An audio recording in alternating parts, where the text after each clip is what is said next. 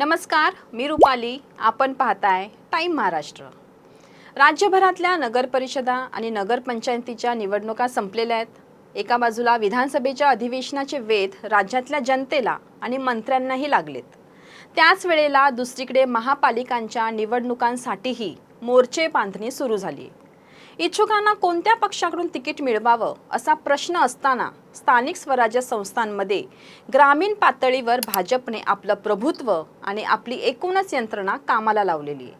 आता हे लक्षात आल्यानंतर विजयाची सर्वाधिक खात्री आणि शक्यता असलेला पक्ष म्हणून इच्छुकांनी भाजपला पसंती दिली आहे.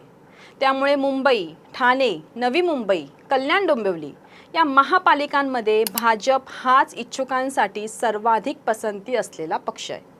आणि त्याचबरोबरीने एकनाथ शिंदे यांची शिवसेना आणि त्यानंतर उद्धव बाळासाहेब ठाकरे यांच्या शिवसेनेचा क्रमांक लागतोय. निवडणुकीसाठी उमेदवार निवडीचा जे काही काम असतं ते करताना मनसेच्या नेत्यांची मात्र दमछाक होणार आहे. कारण सगळ्याच महापालिकांमध्ये त्यांचा भोपळा फुटलेला नाहीये.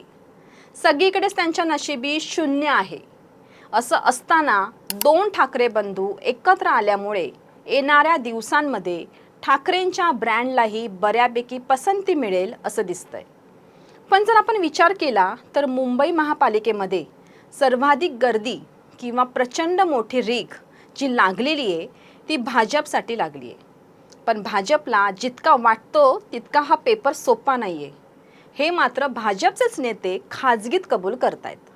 याचं कारण असं आहे की दोन्ही ठाकरे बंधू 20 वर्षांनंतर एकत्र आल्याने मराठी मतदारांवर काय परिणाम होणार याचा अंदाज आता नेमका लावता येत नाहीये. पण अर्थशक्ती, त्याचप्रमाणे एकूणच सरकारी व्यवस्था आणि प्रचाराची यंत्रणा या सगळ्यांचा विचार केला तर भाजप या सगळ्यांमध्ये उजवा ठरतोय. त्यातही देवेंद्र फडणवीस यांची योजनाबद्ध बांधणी आणि आशिष शेलार किंवा इतर जे काही मुंबईतले नेते मंडळी आहेत त्यांची या संपूर्ण व्यवस्थेवर असलेली पकड पाहता भाजप हा सर्वाधिक पसंतीचा पक्ष असेल. याचं कारण असं आहे की संपूर्ण स्थानिक स्वराज्य संस्थांमध्ये आता सगळ्याच पक्षांचे कार्यकर्ते भाजपने ज्या पद्धतीत सरकारी व्यवस्था म्हणा, पोलीस यंत्रणा आणि धनशक्तीचा जो वापर केला आहे तो बघितल्यानंतर प्रत्येकालाच भाजप हाच आपल्या पसंतीचा पक्ष वाटतोय. पण त्याच वेळेला देवेंद्र फडणवीसांच्या अत्यंत कडक अशा निवड प्रक्रियेला किती उमेदवार यशस्वी होतात यावरच उमेदवारांचं मिळणारं तिकीट अवलंबून असणार आहे.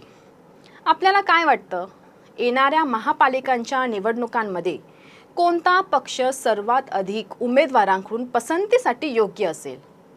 ठाकरे बंधूंच्या पक्षाचं काय होईल असं आपल्याला वाटतं? हे आम्हाला कमेंट्स करून नक्की सांगा. तसेच अशाच राजकीय घडामोडींसाठी पाहत रहा टाइम महाराष्ट्र. धन्यवाद.